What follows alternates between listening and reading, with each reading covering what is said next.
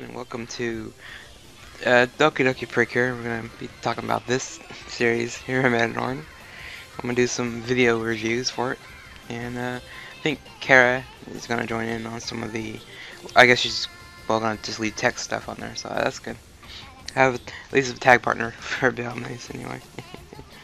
Now, first episode was kind of like introduction to the series, setting up, I guess, the world, and the villains, and everything else with Precure. That is usually the staple of that series.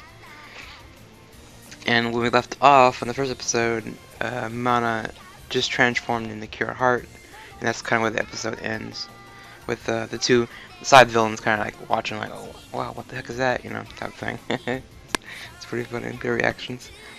And with that, we had Cure Sword captured by this crab monster. It was kind of holding her captive type thing. And Cure Heart eventually saves her, but the way she saves her is kind of funny. You'd think, oh, she just, you know, run at her real fast and beat the crab and all that stuff. But since she's new, she doesn't know her powers very well, so she doesn't know all. You know, Miyuki did it in a Smile. She went to jump and went super high in the air. And this time we had Mana kind of doing the same thing.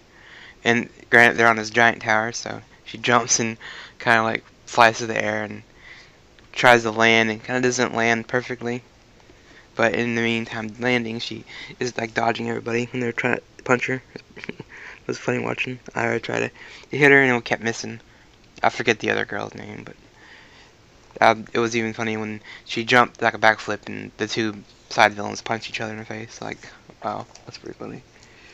With all that, Mana, or Kirihara, sorry, I was trying to confuse you too much on that. And when Kira's sword falls off this tower, the crabs fall into, and Mana like saves everyone, and she doesn't really know how to purify the monster thing, but she figures out how. I guess it's kind of weird how she did that. And of course, she wants to be friends with Kira Sword, and Kira Sword's kind of like, no, I don't want to. I don't need a partner. Things like that. I don't need a friend. I guess she's going for the whole solo aspect happening right now. I don't know how far that will get her, but eventually I think she'll come around. I suspect probably towards the middle of the series, she'll probably like realize that she can't do this mission by herself, so she needs help and needs allies. So, and that's where you bring the other girls in. But that said, the core of the episode is more about Rika, Mana's other friend, or her I guess the only friend right now, her childhood friend. Well, they have the other girl, but anyway, they have a thing with Rika. She thinks Mana is doing way too much at once, and she thinks Mana's hiding something from her. And before they're talking, it was funny. She actually tells her best friend the whole truth. Like, yeah, I transformed. I was a Precure. I was fighting these selfish monsters, and I saved another Precure. And she's kind of like, what? Like, okay, yeah, whatever. Doesn't really believe her, but since they're best friends, she kind of assumes that she's just using that magic story thing as a cover for something else that she's not telling her. So you have that whole thing going on between them, which is kind of nice. They're best friends, so it's, you know, she's not this new kid in town. Which I know a few people have said it's been done before, which is fine. For me, it's new. I mean, at least the whole they're pre-existing friends. I know you had Now and Reika. They were kind of friends, but they didn't really touch more on that too much, except when they were little kids. But yeah.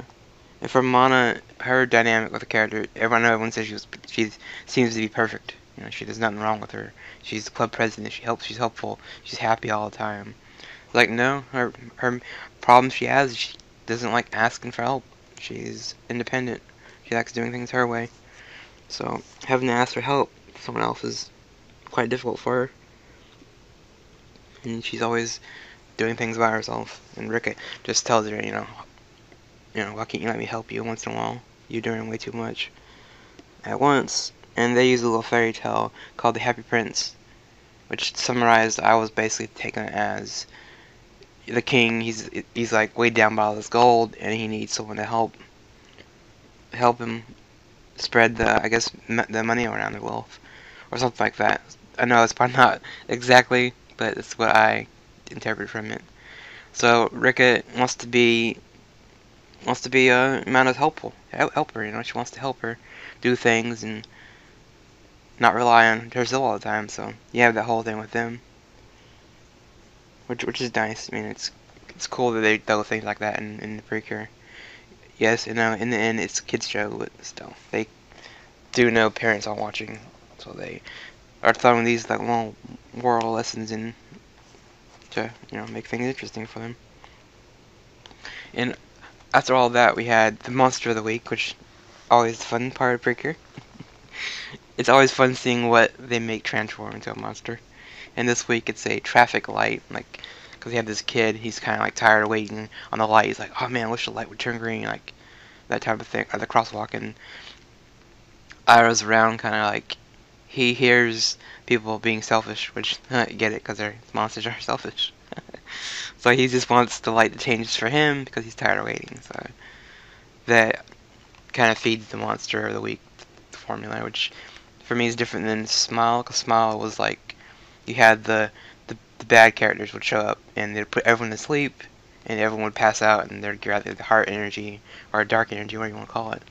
But in Doki it's different. They are picking on one person and everyone's still kind of awake. Which you had Rika actually witness her friend turn to a breaker in front of her. Even though Mana was warned by the fairies not to do it, not to tell anyone your secret, she kind of, she's a trusting person, so she's gonna tell everyone. And during the fight, Rika actually comes in handy because the stoplight monster can, I guess, shoot a beam at you and freeze you in place. And you can't do anything until he turns green. So Rika actually sneaks up on the boss creature thing, and I guess on its back it had a button you could push to change the signal, and she pushed it before the monster turned her into stone or froze her, and eventually it reverses the effect and everyone's back to normal.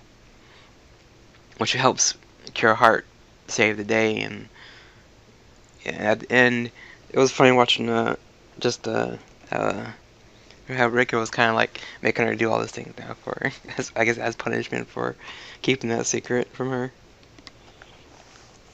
And then for some just random fun things, the fairy's face at the end of the episode was just basically a whole like, WTF? Why'd you just tell everyone or tell your best friend the #1 rule of Precure? You don't tell anyone you're a Precure. And we had technically 2 bosses in this. So you had Cure Heart, Purify, the Crab, and the Stoplight monster. Which, yeah, after talking to people on Twitter, it has been done before. It's just really rare when it happens. I just thought it was pretty funny. It was just not 1 boss, but 2 bosses this week. And I think I said this before in the first impressions. The ending song is just, it was addicted to me. I kept playing it over and over again. And this other random side note, just to make it, Ira, if you're a fan of One Piece, you might recognize his voice, because it's Luffy. So for me, that's a highlight every week. Just listen to him spout these evil lines, because like we're so used to him being the good guy and saving everyone and being the cool pirate king wannabe type thing. So it's funny when that happens for me. I find certain actors that play iconic characters and it just sticks with me.